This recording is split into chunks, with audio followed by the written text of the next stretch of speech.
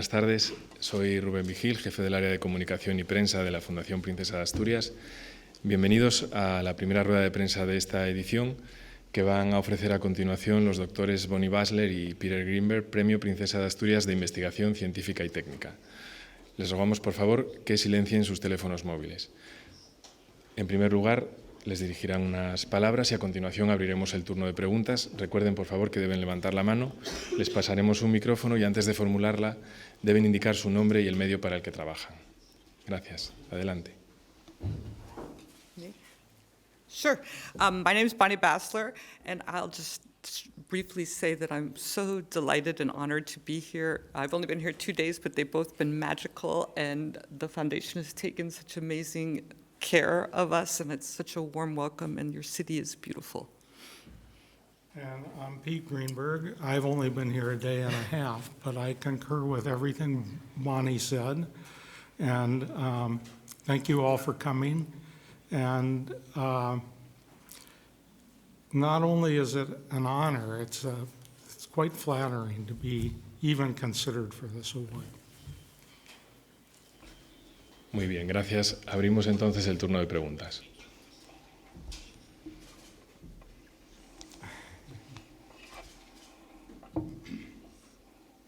Bueno.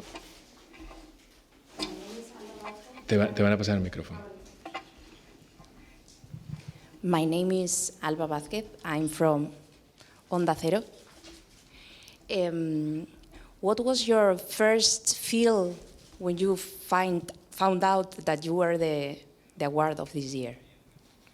Want me to start? Surprised was first. This would never in my imagination did I think I would win this prize. You know, all the people who've gotten this prize, science and beyond, they're icons, right? They're my heroes in all kinds of different fields, and so I was just astonished, and then second, delighted, right? And then third, humbled. And I'm just really proud of my group in the lab, right? That this prize honors and celebrates and validates their hard work. Yeah, I don't have too much to add to that, except to say not only does it validate the work of the people in our labs over the last 5 decades, but it's also a validation of our field in general, microbiology. When I began my career as a microbiologist, I was told it wasn't smart, that microbiology was a dead science. I don't know if you remember that. Of course, it's come alive again, and having this award bestowed on us is just an example of how important microbiology is to biology and science in general. Another question, last one, I promise. This morning you spent some time with children, and I was wondering if there is an easy way to explain your work. If there is an easy way to explain not only children, to everybody who are not an expert. Okay, Bonnie would like me to start, and I'm going to start by saying she is the best at explaining things to children. So, go ahead. Okay, so we and our labs and our field, we wonder how bacteria get any bang for their buck. They're so tiny and inconsequential, yet they do all these terrible and miraculous jobs. And so what we showed is that the way that they get power is by communicating with chemicals, counting their numbers, recognizing when they have the right number of bacteria. If they all do something together, they can accomplish feats they could never accomplish if they acted individually, because individually they're too small. So they communicate, they count, they act in groups. She's good, isn't she? Yes, exactly. Okay. Excuse me, Pete. Yes, and then these molecules allow them to know self from other and friend from foe right, which is amazing given that bacteria are billions of years old, right, and primitive. So they have multiple molecules. Some say self, some say you're my cousin, some say you're my enemy, and they behave differently based on whether they're surrounded by their friends or surrounded by their foes, just like us, in a way. Yeah. Siguiente pregunta, por favor.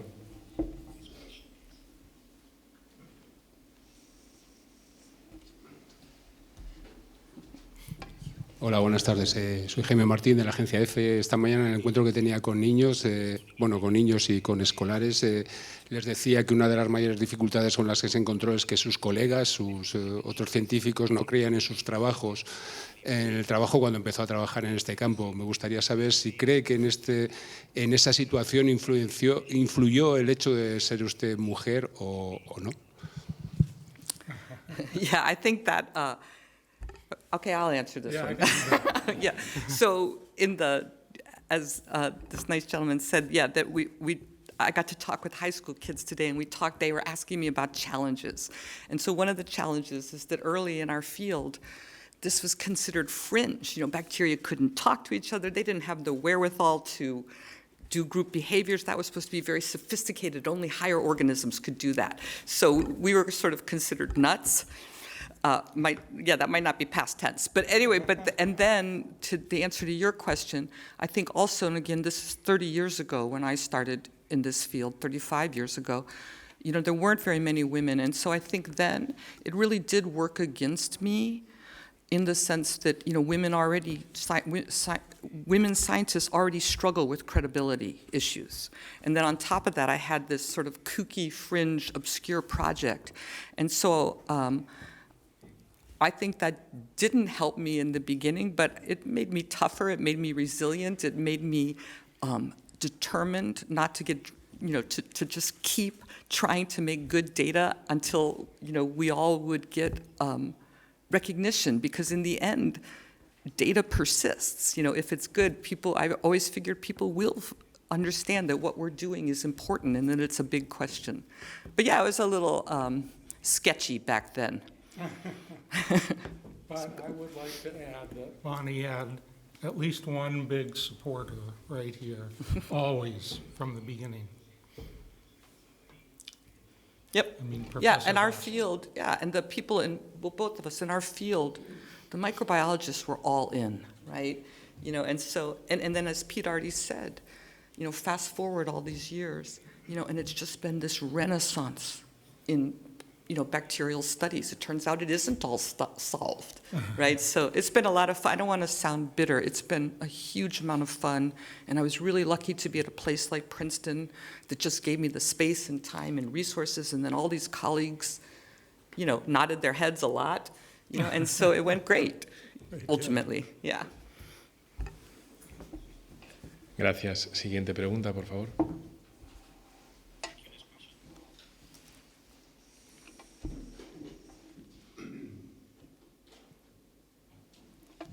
Bueno, de nuevo, hablan ustedes de bacterias, que hay bacterias buenas y bacterias malas.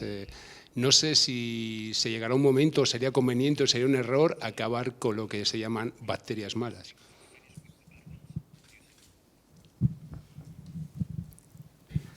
The question was, will we be able to overcome the bad ones?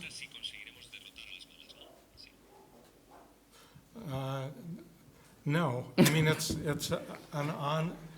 one of my colleagues in Seattle calls this an arms race. We figure out one way to control and defeat the bad bacteria, and the bad bacteria figure out a way to overcome what we've done, and then we have to figure out the next way, and it will go on and on, I'm afraid. We need to try and keep the upper hand as much as possible with the bad bacteria. While at the same time, I think the field has come to appreciate something that our colleague Jeff Gordon has been preaching for a long time, and that is that we have to be careful to nurture the good bacteria.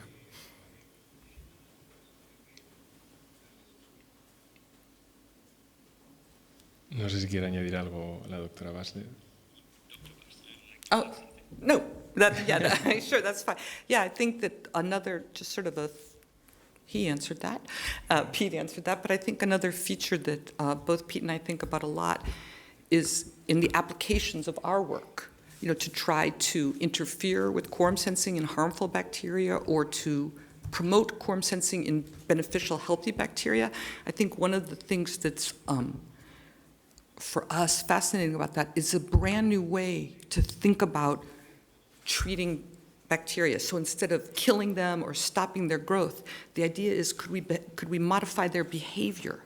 And then maybe they will get resistant, they will keep fighting against bacteria, but maybe you can get a longer shelf life from new medicines that are modulating behavior versus just outright killing bacteria.